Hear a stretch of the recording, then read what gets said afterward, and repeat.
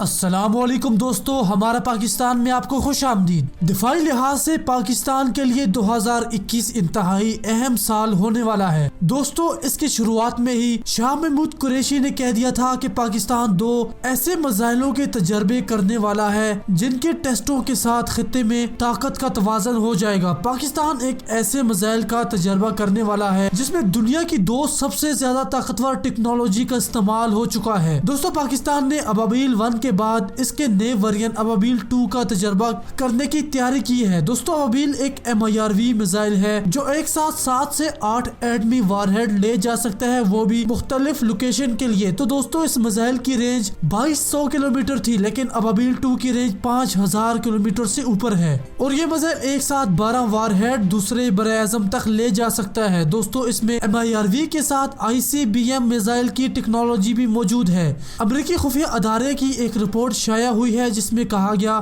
کہ پاکستان اپنے میزائل کے تمام ورژن اپڈیٹ کر چکا ہے۔ اس کے مطابق تیموری میزائل پر بھی کام ہو رہا ہے، ٹیپو پر بھی ہو رہا ہے، اور شاہین 4 اور غوری 3 پر بھی ہو رہا ہے، اور پاکستان کسی بھی وقت ابابیل 2 کا تجربہ کر سکتا ہے، کیونکہ طاقت کا توازن پاکستان اپنے ہاتھ میں لینے کے لیے ابابیل 2 کا تجربہ کسی بھی وقت کر سکتا ہے۔ بھارت کا یہ الزام ہے کہ اس میزائل کی ٹیکنالوجی جو اس میں موٹر اور انجن استعمال ہوا ہے وہ پاکستان نے نارتھ کوریا سے لیا ہے، لیکن یہ دعویٰ بہت جھوٹا ہے، کیونکہ پاکستان کے پاس MIRV ٹیکنالوجی ہے جو دنیا میں صرف پاکستان، چائنا، روس، امریکہ کے پاس ہے۔ یہ ٹیکنالوجی نارتھ کوریا کے پاس موجود ہی نہیں۔ اس کے پاس ICBM ہے لیکن MIRV ٹیکنالوجی نہیں۔ یہ میزائل مکمل طور پر پاکستان میں تیار ہو رہے ہیں۔ تو دوستو، ویڈیو کو شیئر کرنے کے ساتھ ساتھ اپنی رائے بھی ضرور دیجیے گا۔ اللہ حافظ۔